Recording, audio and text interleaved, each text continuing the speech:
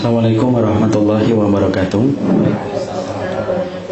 Innal hamdalillah wassalatu wassalamu ala Rasulillah wa ala alihi wa sahbihi wa man tabi'ahum bi ihsan ila yaumil qiyamah.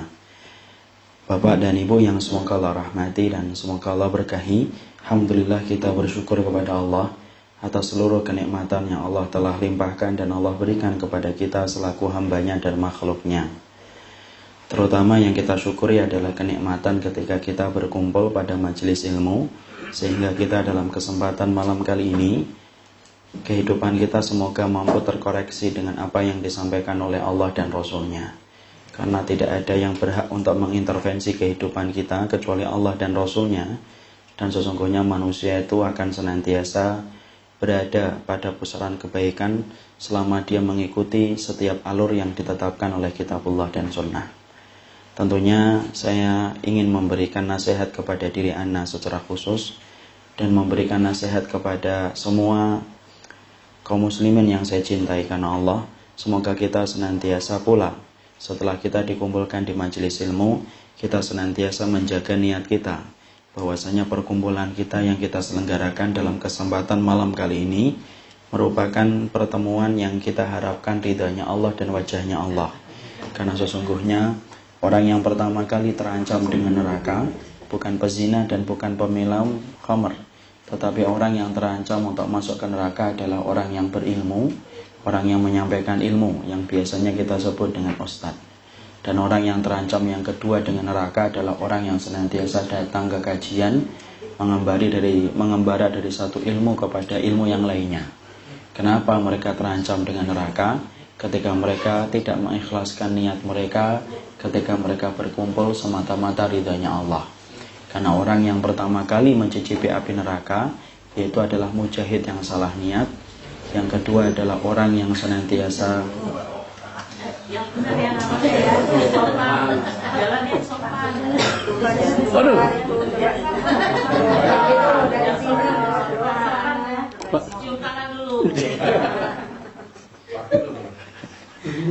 merusak khusyuknya kita aja ini. Merusak khusyuk. Dan kemudian yang terancam yang kedua yaitu adalah mereka para thalabatul ilmi, orang yang mencari ilmu. Ketika mereka datang ke setiap majelis ilmu tidak mereka niatkan karena Allah, maka mereka pun terancam dengan neraka. Karena sesungguhnya kita mengetahui Rasulullah bersabda, inna awalan nasi yubda yaumal qiyamah salasah.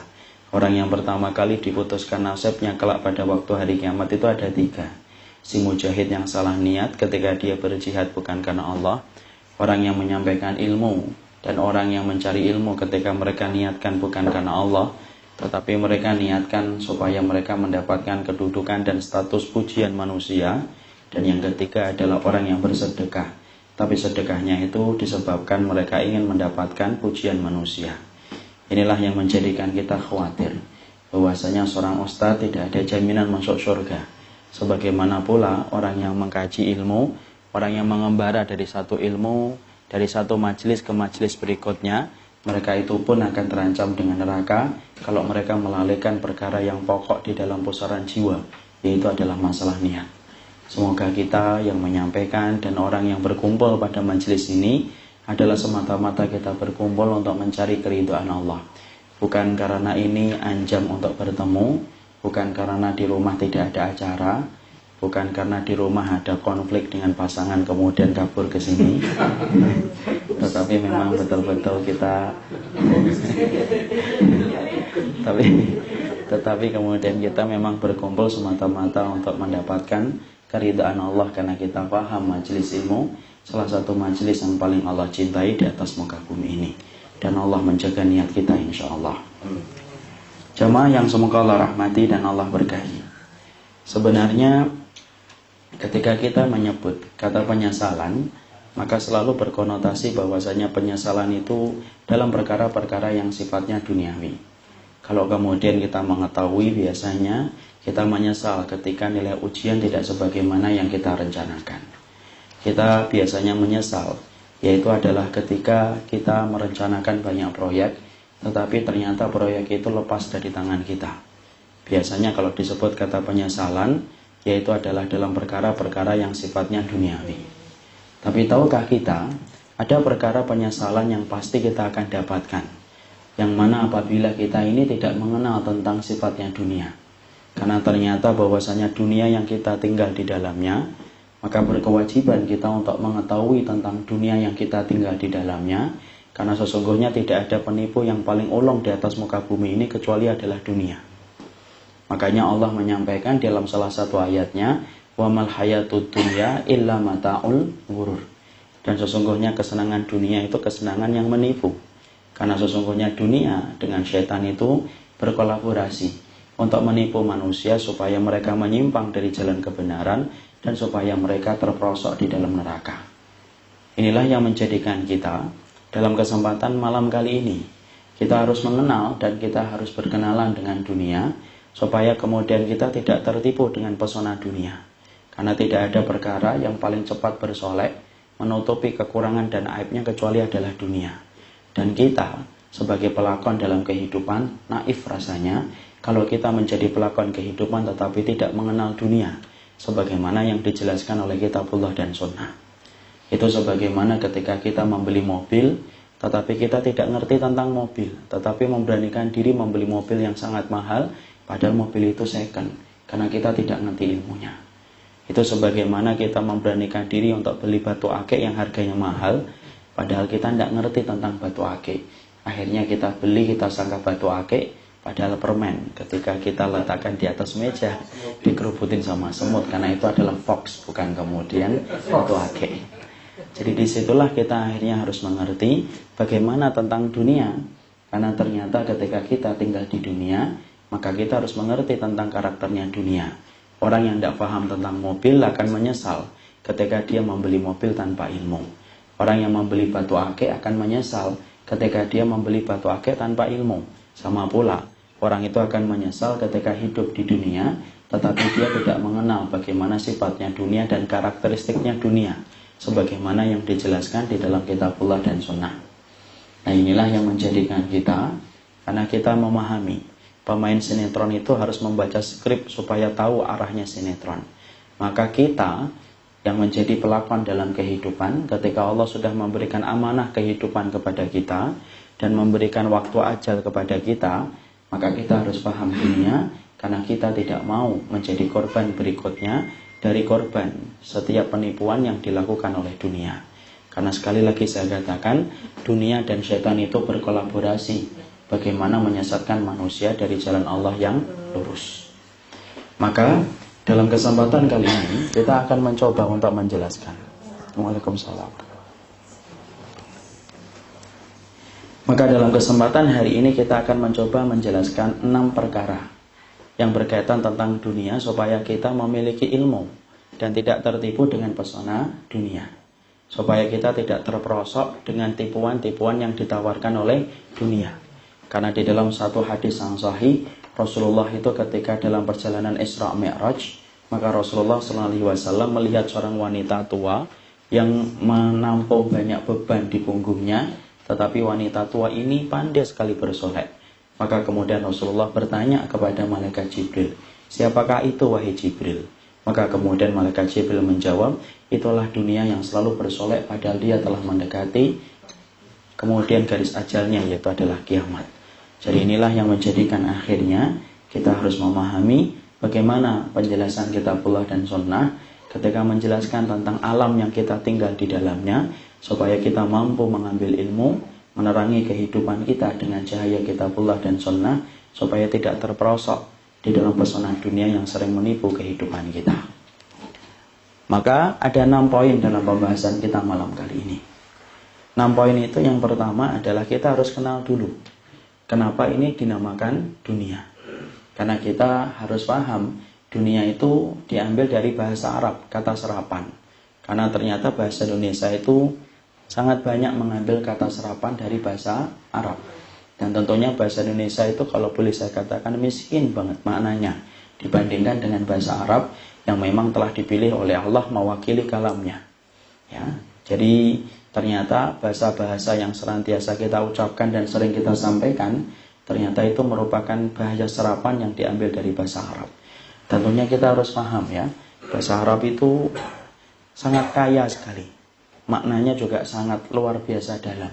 Setiap kata-kata selalu mewakili banyak makna. Itulah bahasa Arab. Makanya nikmatnya belajar bahasa Arab itu nikmat yang tiada tara. Tidak bisa diekspresikan dengan kata-kata. Karena setiap kita belajar bahasa Arab akan semakin merasa bodoh, akan semakin merasa tidak tahu. Saking kayanya bahasa Arab. Orang yang telah belajar bahasa Arab 7 tahun, 8 tahun, 10 tahun, itu tidak menjamin dia akan mengetahui seluruh kunci-kunci bahasa Arab. Karena saking kayanya bahasa Arab dibandingkan dengan kemampuan otak seseorang untuk menguasai bahasa itu. Makanya tepat ketika Allah memilih bahasa ini mewakili kalamnya di dalam Al-Quran. Makanya kita harus paham. Sebelum saya jelaskan dunia, banyak loh bahasa Arab itu yang kita harus paham. Setiap kata itu memuat makna. Ya, contohnya kenapa perjalanan itu dinamakan safar. Ternyata bahasa Arab itu ketika menamakan perjalanan itu safar, itu bukan tanpa makna. Tetapi safar itu artinya bana wawadoha. Bana wawadoha itu apa? Yaitu nampak dan jelas. Artinya kita ini kemudian Masya Allah, kita ini tidak akan pernah kemudian mengetahui karakter jelas seseorang sampai kita safar sama dia. Makanya pada zaman dahulu Umar bin Khattab itu kalau mendapati ada orang bersaksi tentang seseorang, fulan itu begini. Umar bin Khattab nanya balik, hal safar tamahu, kamu pernah safar nggak sama dia? Nggak pernah. Gadzabta, kamu pembohong, kamu dusta. Orang itu tidak diambil lagi kesaksiannya. Kalau kemudian Umar bin Khattab kemudian mengatakan, fulan begini. Kemudian Umar bin Khattab tanya, hal safar tamahu, safar pernah dia sama dia? Pernah. Baru kemudian ditanya secara detail untuk ditabayun. Di situ kita paham, karakternya seseorang itu kelihatan jelas ketika safar. Orang itu akan kelihatan sabarnya, suka berkeluh kesah, suka kemudian mementingkan dirinya sendiri. Semuanya kelihatan kapan? Ketika di dalam safar. Makanya disebut dengan safarun bana wawadoha. Sesuatu yang sifatnya nampak dan jelas. Tuh, ada maknanya. Kenapa kemudian uang di dalam bahasa Arab itu kok dinamakan dinar? Nah, kita kan banyak tidak tahu. Dinar. Padahal ternyata ada maknanya. Kenapa uang itu di dalam bahasa Arab dinamakan dinar? Karena diambil dari dua kata. Dinun wa narun. Dinun itu artinya adalah agama. Narun itu artinya neraka. Artinya siapapun yang mengambil uang itu dengan cara yang benar, berarti dia terjaga agamanya. Tapi barang siapa yang dia mengambil dunia dengan cara yang salah, maka dia mendapatkan narun. Narun itu apa? Neraka. Masya Allah. Itu baru dua kata. Belum lagi yang lainnya. Oh, yang lainnya banyak sekali. Kenapa kemudian cinta kok disebut dengan mahabbah? Dari kata apa? Habbun. Habbun itu diambil dari akar kata sofin. Sofin itu apa? Bening. Kenapa orang yang cinta itu kok bening? Loh iya, orang itu kalau sudah cinta itu ya bening banget kepada orang yang dia cintai. Ya kan? Kalau ada suami istri baru nikah kan bening banget. Ya, kemudian ketika istrinya cerewet, enggak apa-apa, Masya Allah. Instrumen terindah yang pernah saya dengarkan. Ya, kalau kemudian suaminya hitam, enggak apa-apa. Yang penting manis. Selalu tampak baik, selalu tampak bening. Kenapa? Sebagaimana cinta. Makanya kalau kita cinta sama Allah, kok tidak bening memandang syariatnya Allah, berarti kamu belum cinta sama Allah. Masya Allah. Itu kalau saya jelaskan satu persatu kata-kata, habis sampai besok pun tidak selesai. Jadi kita akan membahas kamus aja nanti. Maka sama, kita juga harus paham, kenapa panggung kita kok dinamakan dengan dunia. Syekh Shalih Al-Munajjid hafizahullah ta'ala, salah satu ulama besar, itu kemudian menjelaskan kepada kita, kenapa kok dunia itu dinamakan dunia. Maka kemudian ada 3 akar kata, kenapa panggung kita dinamakan dunia oleh Allah. Yang pertama, yaitu adalah dani, yaitu sesuatu yang sifatnya rendah. Jadi kalau kita melihat bahwasanya panggung ketika kita tinggal setelah kita dilahirkan dari rahim, maka tempat kita ini rendah. Tempat kita ini rendah dibandingkan dengan surga. Makanya surga selalu diberikan sifat oleh Allah dengan kata aliyah. Fi jannatin aliyah. Aliyah itu artinya apa? Tinggi. Makanya ketika Allah memberikan hukuman kepada Nabi Adam, Allah memberikan kata sifat atau kata keterangan. Kami turunkan, dan turun itu tidak bisa dipahami kecuali dari atas ke bawah. Makanya secara makna dia diambil dari kata dani, dan dani itu sesuatu yang sifatnya rendah. Jadi sesuatu yang sifatnya rendah itu adalah dunia. Makanya ketika kita meninggal dalam riwayat Barra bin Azib, orang itu ketika meninggal dunia dicabut ruhnya. Kemudian yang mencabut siapa? Malaikat maut. Siapa yang membawa ruh? Kalau dia orang yang beriman, malaikatur rahmah. Malaikat maut sudah nyingkir.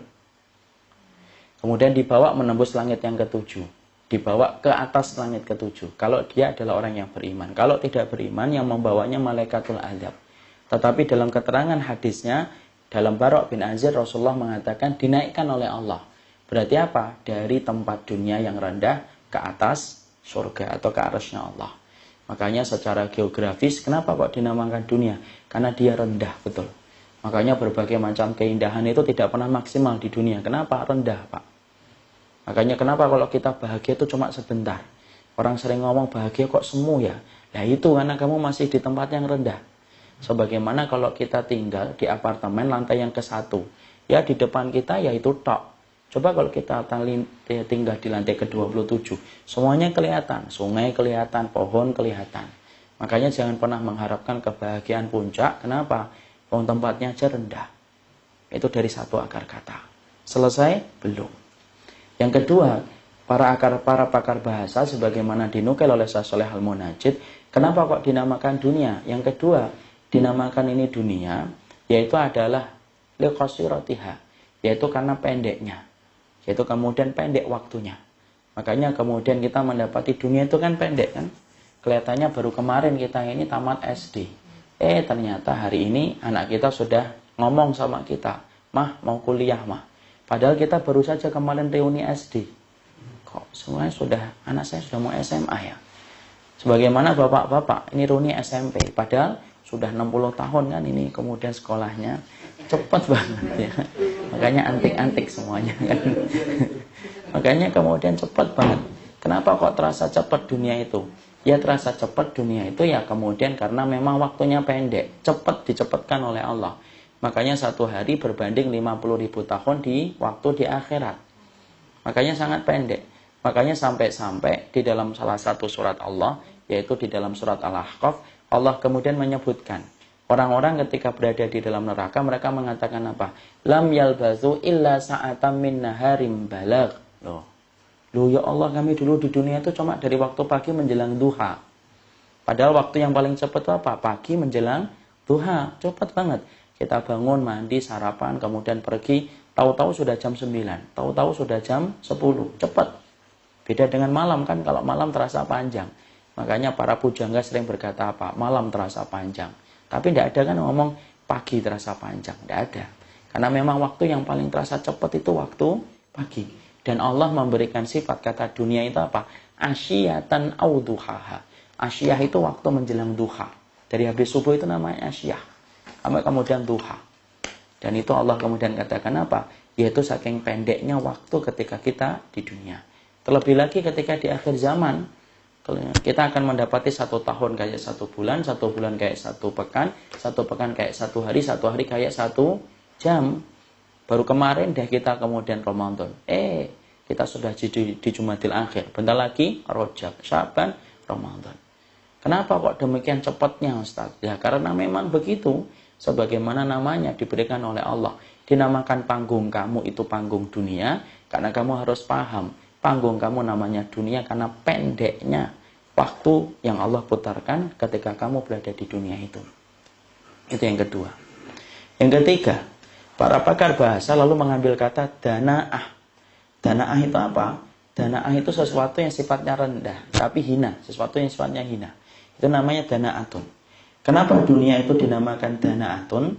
Karena sesungguhnya dia sifatnya hina. Makanya kemudian ketika Umar bin Khattab radhiyallahu anhu melewati tong sampah bersama dengan teman-temannya. Teman-temannya kemudian menutup hidung. Lalu kemudian Umar bin Khattab berkata, 5. Kenapa kamu tutupi hidung kamu? Hadhihi dunyakum allati tahrusuna 'alaiha. Ini loh dunia yang dulu kalian cari-cari dan uber-uber itu ini. Sembari beliau menunjuk kepada tong sampah atau tumpukan sampah yang dilewati oleh beliau bersama teman-temannya. Makanya dinamakan apa? Dunia.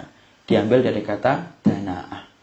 Mungkin kita bertanya, kok bisa sih dunia dikategorikan dengan hina? Ya iya, dibandingkan dengan kenikmatan surga yang nanti kita rasakan ketika kita menjadi penghuninya, sesungguhnya dunia itu hina dibandingkan dengan surga. Kalau perumpamaan gampangnya itu gini, perumpamaan gampangnya itu adalah Sebagaimana perumpamaan gampangnya, ingat nggak kita dulu ketika kecil? Ketika kita kecil itu kalau kita waktu kecil, kita selalu menganggap permainan yang kita pengen beli itu adalah hal yang paling penting. Kalau kita SD, masih ingat, dulu kita mintanya apa? Mobil-mobilan itu loh yang kalau ditarik ke belakang, dilepas ke depan. Itu sudah menganggap top-topnya permainan saat itu. Dan ketika kita minta, kita rela bergulung-gulung di atas pasir. Supaya kemudian dibelikan sama bapak kita. Kemudian diberikan janji, tidak mau, pokoknya hari itu harus beli. Atau masih ingat nggak kemudian anak-anaknya dulu? Kalau saya dulu, itu sempat ngetren itu, kaos kemudian di belakangnya ada sayap kayak Superman. Itu ketika lagi ngetren, Masya Allah, setiap anak pingin punya kaos kayak gitu. Tapi coba kalau kita sudah kuliah, sudah dewasa, sekarang sudah jadi orang tua, ngeliatin mobil kita itu mikir, ya Allah, cuma gini doang kok dulu sampai muter-muter ya. Kalau ibu-ibu itu biasanya masak-masakan itu yang dari plastik gitu ya. Senang banget dulu. Kalau pas minta itu tuh Masya Allah, tidak bisa dikatain besok ya, nggak mau sekarang. Kenapa kita sekarang sudah menganggap itu sekarang tidak penting? Ya karena kita sudah punya yang lebih besar daripada itu. Ngapain mobil-mobilan? Mobil beneran aja punya kok. Ya sama. Makanya kenapa dunia itu dinamakan dengan danaan, sesuatu yang hina. Karena nanti akan berasa hinanya itu nanti. Ketika kita sudah berada di surga, baru kelihatan, loh, dunia itu semacam ini toh. Tidak ada apa-apanya dibandingkan dengan kenikmatan surga apabila kita menjadi salah satu penghuninya. Makanya Masya Allah, diambil dari akar kata itu akhirnya kita paham. Ternyata dunia itu secara waktu dia singkat. Secara geografi dia rendah. Secara hakikat dia hina. Makanya Masya Allah kalau kita kemudian hidup di atas muka bumi ini, ya harusnya kita menganggap dunia itu ya sebagaimana ketika kita di bandara. Tidak pernah kemudian kita yang namanya di bandara pengen tinggal di bandara, tidak pengen lah. Ya, walaupun kemudian di bandara Singapura kamar mandinya lebih baik daripada kamar saya tidak pengen tinggal di bandara Singapura. Saya pengennya ke Bekasi, kota nan indah, ya insya Allah. Kenapa? Karena sesungguhnya itu cuma bandara. Ada nggak orang yang di bandara kemudian terlalu asyik, kemudian karena ada wifi gratis, ada AC, kemudian ayo itu sudah dipanggil, enggak saya tinggal di sini, enggak ada. Orang yang beriman itu menganggap dunia itu ya sebagaimana dia di bandara, hanya tempat transit sebentar sebelum melanjutkan perjalanan. Kenapa? Karena hakikatnya dia itu pendek, hakikatnya dia rendah, dan hakikatnya dia itu adalah hina dibandingkan dengan surga yang menanti bagi orang yang menepati janjinya dengan Allah. Nah, disitulah yang menjadikan akhirnya kita paham dunia itu tempat kita meninggal, bukan tempat untuk tinggal. Makanya jangan kemudian terlalu betah, supaya kemudian kita mampu melanjutkan perjalanan berikutnya, perjalanan menuju kepada kampung akhirat kita. Tempat kembalinya kita yaitu adalah di akhirat, bersama dengan para nabi dan para rasul bagi orang yang menepati janjinya dengan Allah. Nah kita ini harus kembali loh. Kenapa? Karena kampung asal kita itu adalah surga. Makanya orang yang berhasil balik ke surga, dialah orang yang mengetahui jalan pulang. Tapi siapapun manusia yang tidak bisa balik ke surga, berarti pada dasarnya dia tersesat dan tidak mengetahui jalan pulangnya kembali. Kenapa? Hakikat manusia itu asalnya dari surga. Makanya sampai-sampai Imam Ibnu Qayyim itu mengatakan, kalau orang dari surga kemudian menjalani hukuman di dunia, kemudian tidak bisa balik ke surga, berarti dia itu lebih buruk daripada keledai. Kok dimisalkan dengan keledai Ustaz? Ya iya.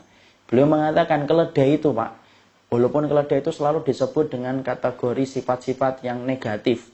Keledai itu kan disebut dengan hewan yang bodoh, pandir. Tapi ternyata ada kelebihan keledai itu. Apa kelebihan keledai itu? Kelebihan keledai itu kalau kita bawa dari kandang, kita bawa motor-motor berapa kali, bahkan ratusan kali belok, keledai itu ingat. Nanti kemudian ditinggal, biarin aja, nanti dia akan ngerti jalan pulang. Itu keledai, walaupun kita membawanya tengah malam, kata Imam Ibnu Qayyim.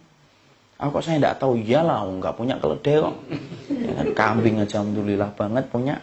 Ini keledai, karena kemudian para ulama ngerti tentang keledai, karena mereka hidupnya sama keledai orang Arab itu.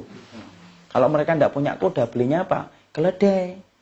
Maka kemudian Imam Ibnu Qayyim dengan apik beliau menjelaskan, kok kemudian ada manusia tidak ngerti jalan pulang, itu berarti lebih parah daripada keledai.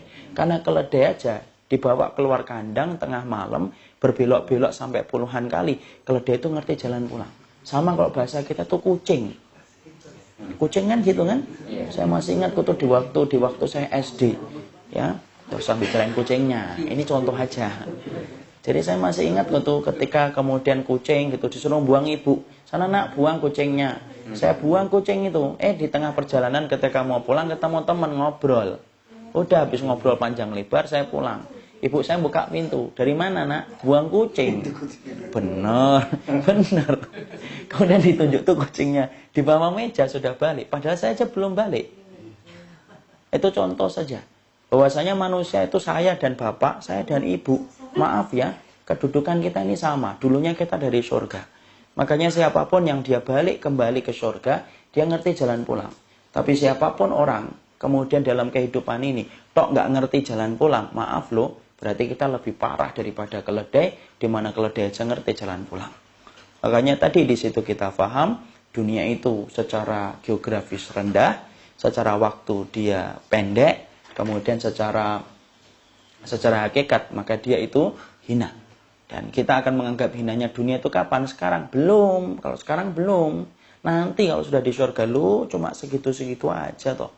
Sebagaimana kita hari ini ngelihat permainan kita dulu di SD. Alah cuma gunduh itu aja dulu bertengkar, ya Allah. Karena apa? Karena kita sudah naik derajatnya. Nah, itulah yang menjadikan kita paham, itulah yang dinamakan dengan dunia. Sekarang yang kedua, yaitu adalah sifatnya dunia itu kayak apa? Setelah kita ngerti bahwasanya dunia itu diambil dari akar kata yang semacam itu, yang kedua yang kita harus paham, dunia itu sifat yang ditawarkan kepada kita itu apa? Maka kemudian sifat dari dunia itu adalah sifatnya kita menjalani hukuman. Makanya kemudian di kehidupan dunia itu banyak sekali ujian. Karena apa? Karena gitulah sifatnya dunia. Makanya kalau ada orang yang bahagia tidak pernah maksimal dalam kehidupan dunia. Kenapa? Karena ini tempat hukuman ketika Nabi Adam diturunkan ketika makan buah yang diharamkan oleh Allah. Makanya kalau ada orang sering bertanya, Ustadz kenapa ya saya sering nangis padahal saya sudah sering ngaji? Jawabannya simpel, karena kamu masih di dunia. Kenapa ya saya sering sedih ya padahal saya sudah mendekat kepada Allah. Saya sudah tinggalkan itu yang tidak boleh, sudah saya kurangin itu. Tapi kenapa kok masih bersedih, masih kecewa? Semua jawaban dari pertanyaan, kenapa kamu kecewa, kenapa kamu meneteskan air mata, kenapa kamu kemudian berkalang dalam kesedihan, jawabannya cuma satu, karena ana dan antum masih di dunia. Makanya kita harus paham, dunia itu sebagaimana angin, dan angin itu tidak bertiup sesuai dengan kehendak kita. Tetapi angin dalam kehidupan alam semesta ini yang menetapkan Allah. Tapi kita maaf loh, kita ini cuma budak. Dan budak itu bukan mengikuti apa yang dia mau. Budak itu ngikutin apa yang dimau oleh majikannya. Dan Rob yang menguasai kita itu siapa? Allah. Makanya kenapa dunia itu penuh dengan kesedihan? Karena dunia itu ada 4 perkara yang gak disukai oleh diri kita. Di dunia itu ada rasa sakit. Itu yang pertama. Di dunia itu ada kesulitan. Itu yang kedua. Di dunia itu ada kesulitan. Ada perpisahan. Itu di dunia. Dan yang keempat, di dunia itu kemudian ada perpisahan. Ada perpisahan, ada rasa sakit, ada kesulitan. Maka itulah yang kemudian menjadikan kita akhirnya paham. Itulah dunia. Supaya ketika kita memahami bahwasanya dunia itu harus diseberangi dengan kesabaran, supaya kita tidak kaget gitu loh. Kalau tiba-tiba salah satu episode kehidupan kita kok nggak sesuai dengan harapan kita, itu maklumi. Karena apa? Karena memang dunia itu Allah menitipkan rasa sabar. Makanya sampai Nu'man bin Bashir itu berkata, Innahu lam yabqa minad dunya illa bala'un wa fitanun fa'idullahu bisabr. Makanya sampai Nu'man bin Bashir itu ngomong, nanti yang tersisa kalau kamu hidup itu cuma 2. Bala itu ujian, fitan itu fitnah-fitnah yang tidak pernah berhenti. Fa'idullahu bisabr, maka persiapkanlah dirimu untuk senantiasa bersabar. Dan semakin kita beriman, semakin kita ngikutin syariat, semakin kita akan terasa ujiannya. Kenapa? Dulunya kita anggap boleh-boleh saja, kemudian kita sudah mulai menganggap, loh ternyata ini tidak boleh toh. Ya, makanya kemudian perkara-perkara yang dulunya kita pandang boleh, tapi setelah kita beriman, Dan semakin kita beriman, ternyata baru kita tahu yang dulunya boleh, ternyata tidak boleh. Makanya kemudian sampai-sampai Nabi mengatakan ad-dunya sijnul mu'min. Dunia itu penjara bagi orang yang beriman. Kenapa? Karena asalnya tidak boleh, karena asalnya boleh, akhirnya tidak boleh ketika kita paham ilmunya. Ya, makanya orang yang beriman, semakin dia beriman, maka semakin dia beriman, semakin besar ujiannya. Kenapa sih orang yang beriman itu kok banyak diuji, Ustadz? Bukankah mereka itu harusnya bahagia? Loh, enggak. Orang yang beriman itu semakin banyak diuji. Kenapa ujian bertubi-tubi datang kepada orang yang beriman? Supaya dia tidak betah di dunia dan supaya dia merindukan kampung akhiratnya. Nah, kalau kita tidak pernah diuji, Pak, terlalu betah kita di dunia dan lupa kehidupan kita nanti di akhirat. Ya, makanya Masya Allah, perhatikan kisahnya Nabi. Nabi aja merasakan berbagai macam penderitaan ketika beliau hidup di dunia. Padahal siapa yang paling berhak untuk hidup bahagia di atas muka bumi ini? Rasul. Tapi sakitnya saja dijadikan 2 kali sakitnya kita. Saya akan menyampaikan. Nabi itu sakitnya 2 kali sakitnya kita. Makanya beliau itu pernah tersentuh itu kulitnya ketika demam. Kemudian sahabat yang menyontoh itu kemudian kaget. Kemudian berkata, ya Allah ya Rasul, tinggi banget ini humanya, tinggi banget ini demamnya. Kemudian Nabi menjawab, wa inni la'u'aku kama yu'aku bihi rajulaini minkum. Loh, saya ini kalau sakit 2 kali sakitnya kalian. Jadi kalau kita sakit 37 derajat panas, kalikan 2, itulah sakit yang dirasakan oleh Nabi. Bahkan sakaratul maut yang dirasakan oleh Nabi, sakaratul mautnya Nabi 2 kali sakaratul mautnya kita. Makanya sampai Nabi ketika sakaratul maut itu minta apa? Minta itu tembikar itu yang kemudian kemudian tempat air. Kemudian Nabi itu meminta air itu dimasukkan tangannya ke tempat air itu, kemudian diusapkan wajahnya. Dimasukkan lagi ke tempat air itu, diusapkan lagi wajahnya. Sambari Nabi berkata apa? Allahumma inna lil mauti la sakaratun. Ya Allah, ternyata setiap kematian itu punya pintu yang bernama sakarat. Kenapa kok kayak gitu? Karena masih di dunia. Makanya kita lihat kayak Ibunda Maryam. Bapak tahu dan Ibu ngerti, Ibunda Maryam salah satu wanita yang dicintai oleh Allah. Rahimnya saja dipilih oleh Allah. Ketika Allah menitipkan Isa di dalam rahimnya Bunda Maryam. Wanita ini, Pak, saking dicintai oleh Allah, Imam Ibnu Katsir itu berkata, Ibunda Maryam itu siklus bulanan seumur hidupnya hanya 3 kali tok. Tapi apakah kemudian Ibunda Maryam hidupnya gampang? Enggak, susah. Beliau kemudian dituduh sebagai wanita pezina. Di mana beliau tidak mampu menjelaskan bahwasanya perutnya ketika hamil ini adalah titipan Allah. Mana bisa menjelaskan? Orang sekarang aja mungkin juga susah kok memahaminya. Apalagi zaman itu sebelum Masehi.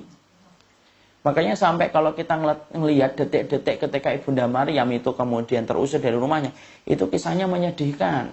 Terusir dalam keadaan Ibunda Maryam itu nangis, saking tidak kuatnya. Beliau jalan, kemudian beliau bersandar ke pohon kurma.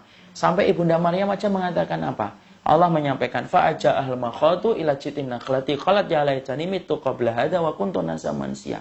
Dalam surat Maryam 23 sampai Ibunda Maryam, dia bersandar ke pohon kurma, dia kemudian ngomong, ya Allah, buat saya ini dimatikan saja. Supaya saya itu dilupakan orang dan tidak dihiraukan orang. Itu siapa? Ibunda Maryam. Padahal beliau ini wanita penduduk surga. Wanita penduduk surga. Bersama dengan Asyah, bersama dengan Khadijah, dan bersama dengan Fatimah, dan bersama dengan Ibunda Aisyah. Nah di situ saya ambilkan 2 penggalan itu untuk gambarin kepada kita. Itulah kehidupan dunia. Makanya kalau kita pengen mengharapkan puncak bahagianya di dunia itu tidak mungkin. Pasti Allah memberikan ujian. Makanya di dalam sunnah itu tidak ada istilah rumput tetangga lebih hijau, itu tidak ada dalam sunnah. Kok tidak ada, Ustaz? Loh, pasti ada kesulitannya. Cuma beda-beda casingnya itu saja. Ada yang diuji dengan istri, ada yang diuji dengan anak, ada yang anaknya dan istrinya biasa-biasa aja diuji dengan pekerjaannya, ada yang diuji pekerjaannya biasa-biasa aja, dia diuji dengan orang tuanya. Terus semacam itu. Kenapa? Maka pada dasarnya itulah bagian dari fitrahnya kehidupan. Fitrah kehidupan ada kesulitan, ada kesedihan, kemudian ada perpisahan, ada rasa sakit. Mau kamu beriman atau tidak beriman, pasti pernah mencicipi 4 perkara itu. Mau kafir atau tidak kafir, pasti merasakan itu. Orang kafir merasakan perpisahan? Yo iya. Orang kafir merasakan sakit? Iya. Apakah mentang-mentang kafir tidak kemudian sakit? Enggak. Apakah kafir tidak merasakan kesedihan? Kata siapa? Banyak orang kafir yang stres. Apakah orang kafir tidak merasakan kesulitan? Banyak. Sebagaimana kita pun sama. Kenapa? Itulah fitrahnya hidup. Ya, kalau kita orang yang beriman ngerti itu, akhirnya paham, oh, ya berarti jangan terlalu nyaman. Makanya kalau kemudian kita mintalah kepada Allah tempat tinggal nanti di surga. Supaya kemudian apa? Merasakan bahwasanya ini hanyalah bagian dari ujian dan kita akan merasakan nikmatnya kapan? Ketika kita nanti meninggal dunia. Ketika beriman sama Allah.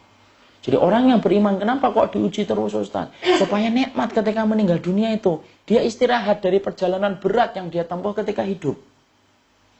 Contoh gampangnya deh. Bapak kalau naik kereta dari Bekasi ke Jakarta. Pagi-pagi KRL. Masya Allah itu. Kayak pendeng pepes itu. Kita berdiri banget lama. Itu ketika lama berdiri itu membayangkan duduk itu nikmat atau tidak nikmat? Nikmat banget. Nikmat banget itu orang yang duduk itu. Sambil ngeliatin orang yang duduk dengerin earphone itu, Masya Allah enak banget. Kita pegangan aja susahnya luar biasa. Yang ketawa-ketawa pernah merasakan masa-masa pahit itu. Ya. Tapi kemudian setelah kita ngelihat ada orang yang mau berdiri itu senengnya, Masya Allah, kita deket-deket gitu. Supaya kemudian kita nanti bisa gantiin tempat duduknya, kan gitu. Saya aja pernah tertipu kok dalam tanda kutip. Ada orang dengerin earphone gitu, tiba-tiba bangun gitu, earphone-nya dimasukkan ke tas. Saya kira ini bentar lagi bangkit ini. Ternyata habis masukkan ke tas tidur lagi.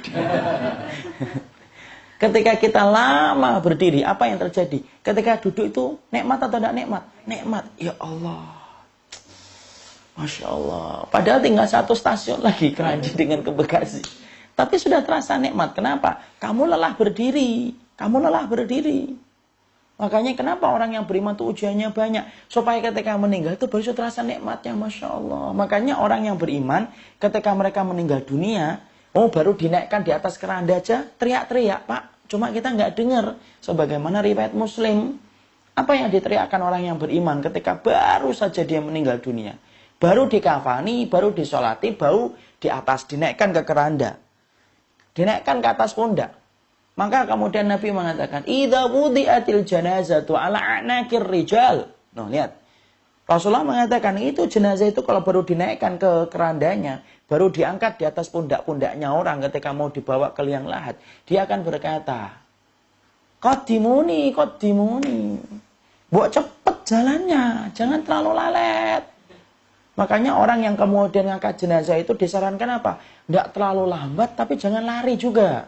Tapi jangan kemudian berhenti. Berhenti, kelamaan dia. Tapi kemudian agak cepat, tapi nggak boleh lari, tapi nggak boleh lambat. Kenapa? Kalau dia orang yang beriman, dia akan mengatakan, qaddimuni, cepat dong. Saya pengen ketemu liang lahat. Padahal itu kuburan. Itu kuburan, Pak. Padahal kita beriman ketika masih hidup aja datang ke kuburan malam-malam aja. Mikir-mikir kita. Ini dia sendirian ketika mati. Tapi kenapa kok bisa mengatakan qaddimuni? Orang yang paling takut sama Allah ketika dia hidup menjadi orang yang paling tenang ketika mati. Dan orang yang paling banyak nangis ketika merasakan iman ketika dia hidup akan menjadi orang yang paling banyak senyum ketika dia meninggal dunia. Itu janji dari Allah. Itulah dunia. Jadi kita harus paham. Nanti kalau tiba-tiba istri kita ngomong, "Kenapa ya kita gini?" Ngomong, "Karena kamu masih di dunia."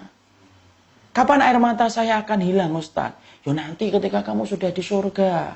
Kapan kesedihan saya akan musnah, sirna, dan tidak bersisa? Nanti. Orang mukmin itu orang yang kemudian menikmati proses, bukan generasi instan orang mukmin itu. Nanti, tidak sekarang. Makanya kalau hidup sekarang kita sudah mulai merubah kompas kehidupan kita, mulai kita arahkan kepada akhirat. Tidak gampang loh.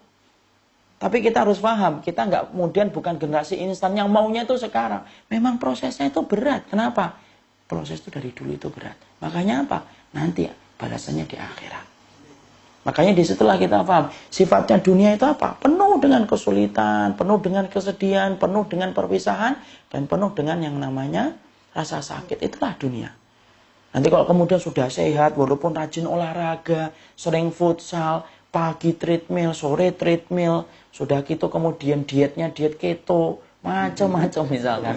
Kok kemudian ternyata masih sakit? Nah, itu harus paham. Inilah dunia. Jangan nyalain. Sudah diet, treadmill, kok masih sakit? Saya sudah buang keringat coba tiap hari. Bukan hanya keringatnya, anginnya aja saya buang. Kok masih sakit? Nah, berarti kamu harus paham. Kamu masih di dunia.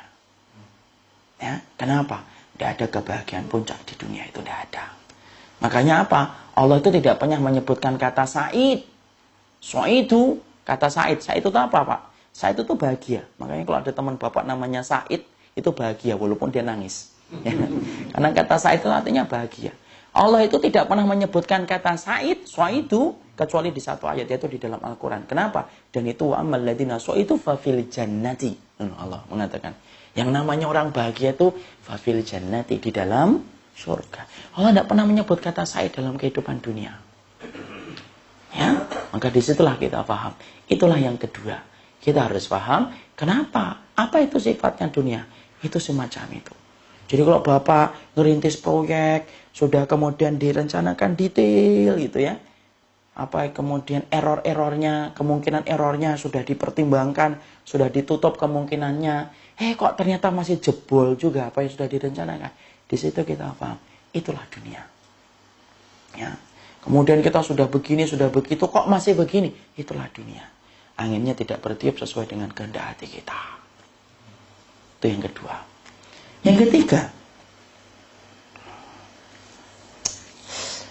ketiga, kita harus paham. Bedakan antara dunia dengan rezeki. Nah, itu beda. Kita ini sering kemudian kecampur-campur deh. Dunia kita katakan rezeki itu kita katakan dunia. Salah. Allah itu tidak pernah menyamakan dunia dengan rezeki. Makanya bapak-bapak kalau perhatikan dan ibu-ibu perhatikan kalau baca Quran, Allah itu tidaklah menyebut dunia kecuali Allah celah dunia. Tapi Allah tidak pernah mencela rezeki. Allah tidak pernah mencela rezeki. Orang itu dimasukkan ke dalam neraka itu ya gara-gara dunia. Gara-gara dunia itu. Tapi Allah masukkan surga itu gara-gara rezeki. Ya, makanya ketika kita membaca dalam surat Al-Ahqaf itu, Allah menyampaikan di dalam surat Al-Ahqaf, wa yawma yu'radul ladzina kafaru 'alan nari adhabtum thayyibatikum fi hayatikumud dunya wastamta'tum biha. Loh, mana itu dunia yang dulu kalian bangga-banggakan itu mana? Tapi ketika Allah menyebut rezeki, Allah tidak pernah menghina rezeki.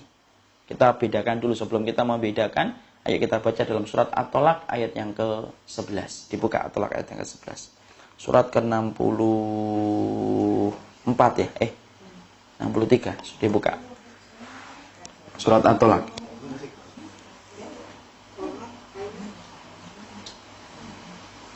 Baca Ummu Rusi. 65. Surat ke-65 ayatnya ke-11.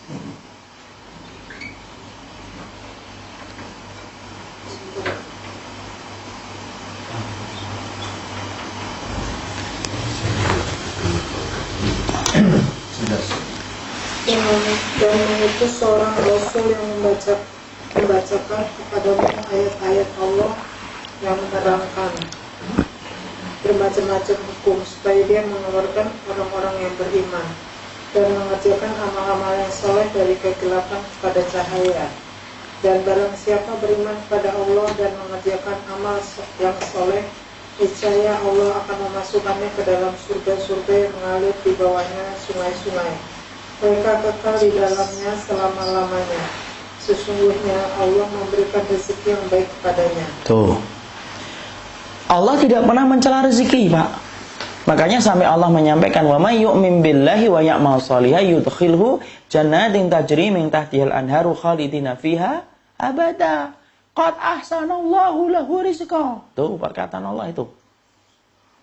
Barang siapa orang yang beriman kepada Allah, beramal salih, maka dia dimasukkan oleh Allah ke dalam surga, penuh kenikmatan di dalamnya, kekal di dalamnya. Qad ahsanallahu lahu rizqa. Itu loh rezeki yang terbaik yang Allah kasihkan buat kamu itu. Di situ kita memahami, tolong ya dibedakan antara dunia dengan rezeki. Karena sesungguhnya antara kedua perkara itu tuh beda banget. Kalau kita tidak ngerti, kita akan kemudian tertipu kembali dengan dunia, dan dunia kalau kita tidak bisa membedakan apa itu dunia dan tidak bisa membedakan apa itu rezeki. Dunia itu Pak, apa yang kita pakai, apa yang kita makan tadi, yang kemudian makan sego jinggo, itu dunia. Apa yang kita pakai hari ini, saya pakai ini dunia saya. Dan tempat tinggal kita itu dunia kita, itu dunia. Di mana sifatnya dunia itu apa? Available-nya itu hanya ketika sampai kita mati. Bahkan sebelum mati aja sudah tidak bisa lagi. Ketika sakratul maut itu sudah tidak ada harganya. Kalau sudah mati apalagi, wong sakratul maut aja sudah tidak ada harganya kok. Ada nggak orang yang sakratul maut gitu, ibu kita gitu.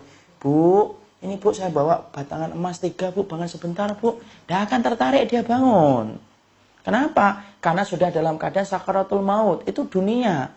Hanya sifatnya kita nikmatin sementara waktu available-nya.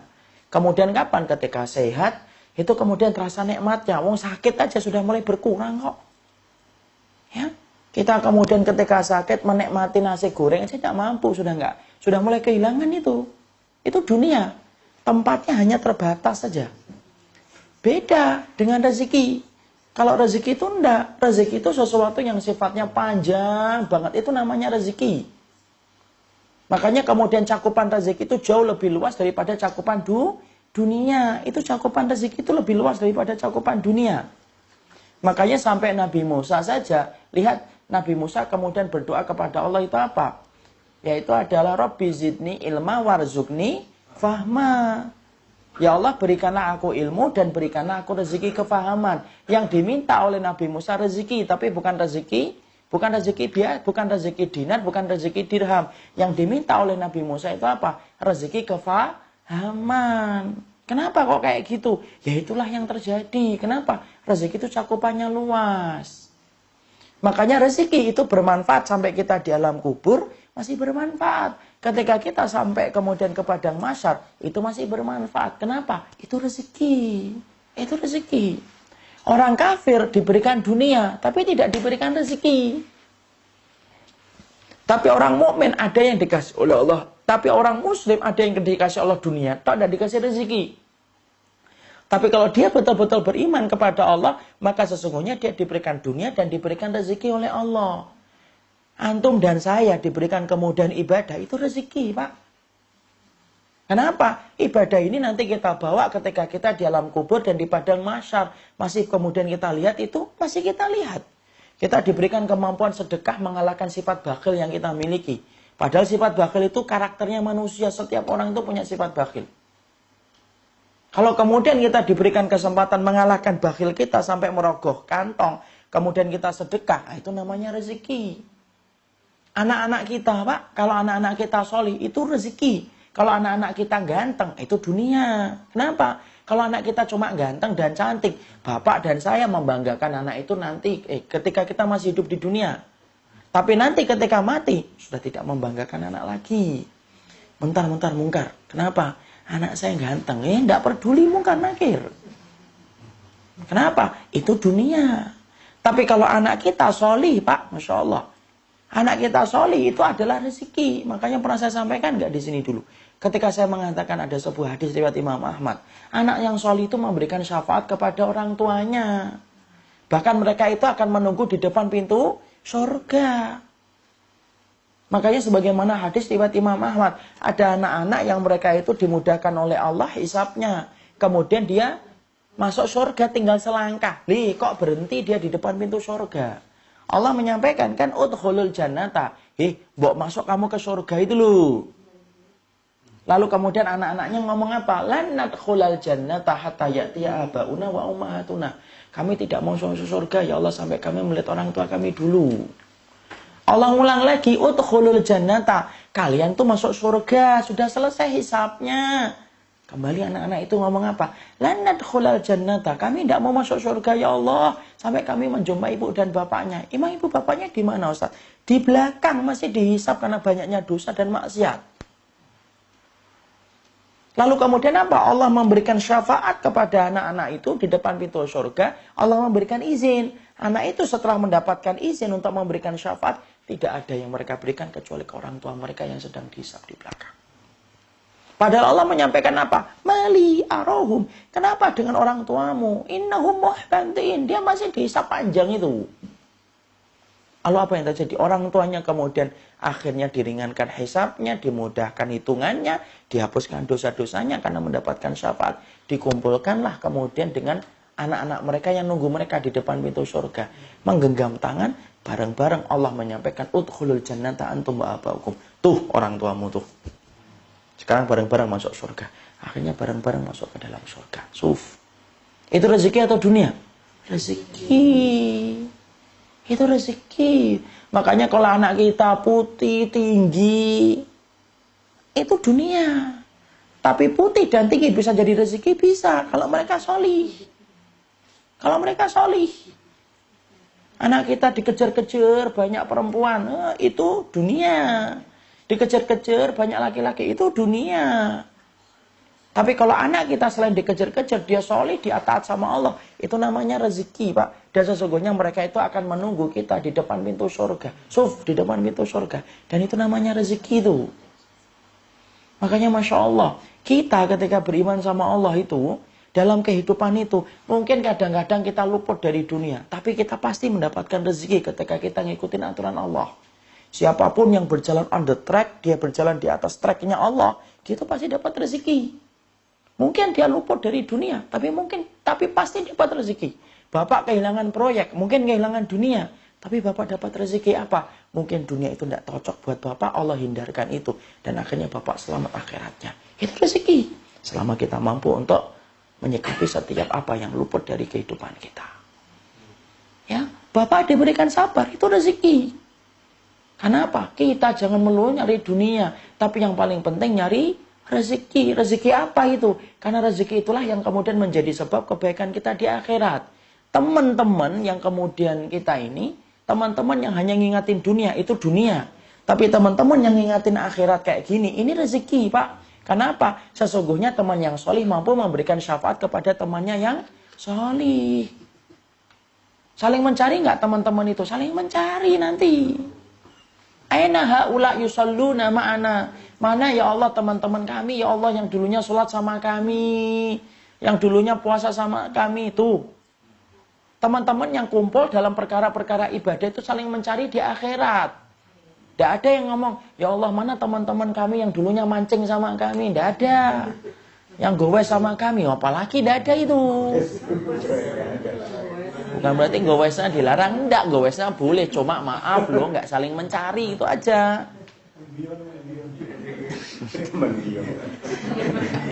Tidak usah nyebut merek. Ya. Tapi kalau kemudian ketemu dalam majelis ilmu, ketemu misalkan bapak-bapak kemudian datang ke panti asuhan, kemudian ngasih barang-barang, itu saling mencari. Mana teman saya, ya Allah, teman alumni, yang mana kalau ngaji terlalu tidur aja itu. Tapi ada ya. Saling mencari atau tidak? Saling mencari. Dan itu namanya apa? Itu rezeki. Itu rezeki. Karena apa? Lihat pernyataan mereka. Aina haula yusalluna ma'ana wa yasumuna ma'ana wa yatasaddaquna ma'ana. Tuh. Mana teman-teman kami yang dulunya sholat sama kami, puasa sama kami, bersedekah sama kami. Tuh. Yang disebut kata-kata ibadah. Itu rezeki atau dunia? Rezeki. Mendapatkan syafaat itu enak loh. Mendapatkan syafaat itu kayak ibu ataupun bapak pergi ke Surabaya, modalnya cuma 100.000, tetapi kita harus tinggal selama sepekan. Tapi kita pengennya tetap makan dan dapat tidur yang enak. Gimana caranya? Nelpon teman kita yang tinggal di Surabaya siapa? Kamu tinggal di Surabaya ya? Iya. Sama ke Surabaya. Ya sudah yuk, tinggal aja di rumah saya. Enak. Akhirnya di Surabaya apa? Seminggu dapat rumah, dapat tempat tidur yang nyaman, dapat makan yang enak. Mau rawon, mau kemudian pecel, ada. Kenapa? Karena tinggal sama teman kita. Itu perumpamaan syafaat itu kayak gitu. Berapa banyak orang yang masuk surga itu bukan karena amal solehnya tok. Tapi berapa banyak orang yang masuk surga itu salah satunya karena dia mendapatkan syafaat. Dan salah satu syafaat itu apa? Syafaat yang diberikan sama teman-teman yang solih itu. Makanya kalau kita kemudian maaf, kalau kita menghadapi ada orang kok tidak ngingetin kita akhirat, lebih baik kita kemudian ganti dengan teman-teman yang mengingatkan kita tentang akhirat. Kenapa? Siapapun yang meninggalkan sesuatu karena Allah diganti oleh Allah dengan yang lebih baik. Kenapa? Saya mencari rezeki. Saya mencari rezeki nih. Dan itu merupakan bentuk rezeki. Nah, kalau kita paham kayak gini, akhirnya apa? Tidak gampang-gampang antara membedakan dunia dengan rezeki. Kita misalnya apa? Ya, saya nggak dapat dunia, tapi saya dapat rezeki. Ini kisah nyata nih. Ini sering banget saya sampaikan. Mungkin saya sudah sampaikan di sini, tapi saya ulang supaya kita paham. Ada teman saya, bukan teman, dulunya ada ikhwan yang dampingin saya nyetir. Jualan buku. Jualan buku. Dan Bapak dan Ibu harus paham, kalau beli buku sama orang-orang yang penjual buku itu, tidak usah ditawar-tawar lah, kasihan. Mereka itu hidupnya, tawakalnya gede ketika jualan buku. Ya, beli buku ini berapa bang? 100. 3 juta boleh enggak? Gitu.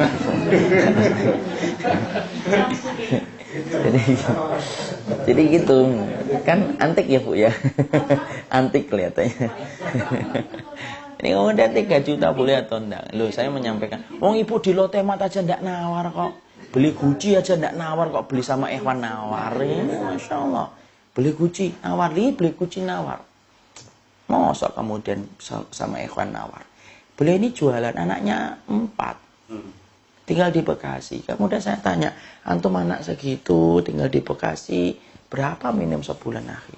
Ya pernah ngitung Ustaz, tapi kira-kira 2,5 juta. Nah, antum jualan buku, jualan poster itu berapa sebulannya? Saya tidak pernah ngitung Ustaz, tapi alhamdulillah cukup aja. Dan alhamdulillah saya tidak punya utang. Masya Allah. Kemudian saya ngomong sabar ya Kian, sabar. Kembali saya naik mobil ini. Dia nyetir, sabar ya. Oh enggak Ustaz, saya belum saatnya sabar, saya syukur. Nah saya nanya, sabar ya? Enggak Ustaz, saya syukur. Sabar Kian, antum sabar. Lakon hidup itu 2, sabar atau syukur. Iya, tapi saya itu syukur Ustaz. Nah kan saya nanya, mau jualan buku pas-pasan, poster, anaknya 4, kemudian masih ngontrak, kok dia bisa mengatakan syukur itu, syukurnya itu yang apa?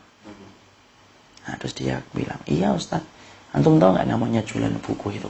Pagi-pagi saya nata buku, saya taruh di motor bagian belakang, saya kencengin, saya ngitarin jalan. Saya ngitarin jalan. Ketika ngitarin jalan itu, hati saya tuh sibuk untuk menata hati. Hari ini dapat berapapun saya tuh pengen menata qanaah saya. Setiap pagi Ustaz. Kenapa? Kalau nggak saya nata qanaah setiap pagi, stres saya. Kenapa? Orang yang jualan buku tuh nggak pernah tahu hari itu dapat berapa. Bisa kadang-kadang 100, bisa datang 200, kadang-kadang bisa 300, kadang-kadang muter-muter nggak dapat. Kenapa? Panitia kajian nulis tidak boleh jualan. Karena itu ya, walaupun saya yakin ya panitia punya pertimbangan-pertimbangan khusus, tapi jangan gitulah. Dicarikan solusi. Sunnah itu kan memberikan solusi kan, bukan menutup pintu. Sifatnya sunnah itu. Saya tahu mungkin panitia kajian itu supaya tidak begini, tidak begitu. Ana paham. Tapi kita hidup pada zaman ketika tidak semua orang dimudahkan dapat rezeki. Buatlah lokal satu tempat di pojok kayak apa kayak. Tidak usah nutup lah usaha orang. Kalau saya tidak mau dilarang. Cuma kalau kemudian ini nanti begini berantakan Ustaz ini. Sudah kalau gitu pojokkan aja. Tidak usah dilarang lah. Allah aja tidak melarang kok. Yang dilarang itu kapan? Ketika sholat Jumat itu baru dilarang. Ketika sholat Jumat tok, ada nggak perintah lain selain kemudian jualan selain malam ketika sholat Jumat? Tidak ada. Kenapa kita melarang sesuatu yang dimubahkan oleh Allah Subhanahu Wa Taala? Ya. Kemudian dia ketika dia cerita, kemudian saya itu syukur. Kenapa? Setiap hari saya nata qanaah. Saking saya sibuknya dengan qanaah, saya tidak mikir itu kemudian hujan, saya tidak mikir kemudian macet. Kenapa? Hati saya sudah terlalu sibuk untuk menata qanaah. Berapapun ya Allah yang Engkau berikan sama saya syukuri. Saya tidak mikir jalan, mau kemudian rusak kayak, mau hujan deres kayak, mau kemudian apapun, biasa saya. Dibandingkan dengan kesibukan hati saya untuk menata qanaah saya. Nah saya bersyukur daripada orang-orang yang di kantor Ustaz. Ini ngomong dia loh ya, saya ceritakan. Bukan saya yang nyindir, enggak. Ini cerita dari dia. Daripada orang yang di kantor, saya ngomong loh, siapa? Kenapa orang di kantor? Maaf Ustaz, bukan salah. Orang yang di kantor itu, kalau mereka pergi di pagi hari, mungkin nggak perlu untuk, mungkin nggak sibuk dengan qanaah. Kenapa? Karena dia yakin nanti di akhir bulan gajinya sudah tertransfer ke rekeningnya dia. Paling-paling kalau kemudian di mobil yang dia pikir itu apa? Aduh macet. jam nyampe nggak ini meeting saya ini. Paling gitu. Dia kemudian susah untuk qanaah. Kenapa? Karena semuanya sudah dia peroleh. Mau gimana? Qanaah itu susah kok bagi orang yang sudah mendapatkan semuanya kok. Tapi kalau saya, Masya Allah, 50.000 itu terasa nikmat betul bagi saya. Ada orang kemudian ngasih buku, uangnya buku berapa? 35. Kemudian udah kembaliannya buat mas aja 15. Itu sudah luar biasa senangnya saya. Cuma 15.000. Padahal kita ini kalau sudah banyak harta, 15.000 nah, buat apa ini? Paling-paling buat parkir. Padahal banyak orang yang 15.000 aja sudah bersyukurnya luar biasa. Kenapa? Qanaahnya tingkat tinggi. Ya. Maka kemudian saya bersyukur itu Ustaz, dan saya diberikan keluarga yang alhamdulillah.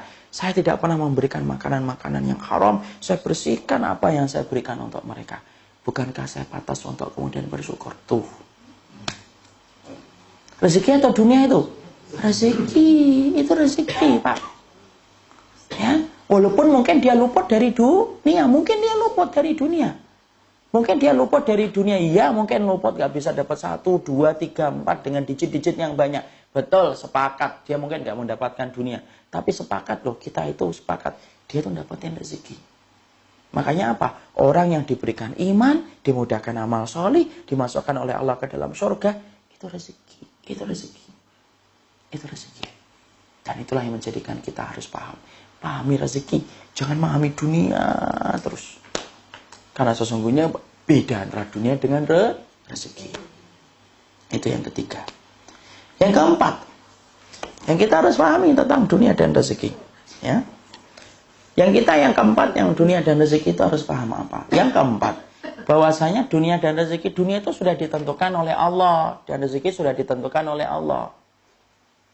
Wa ma min dabbatin fil ardi illa 'alallahi rizquha.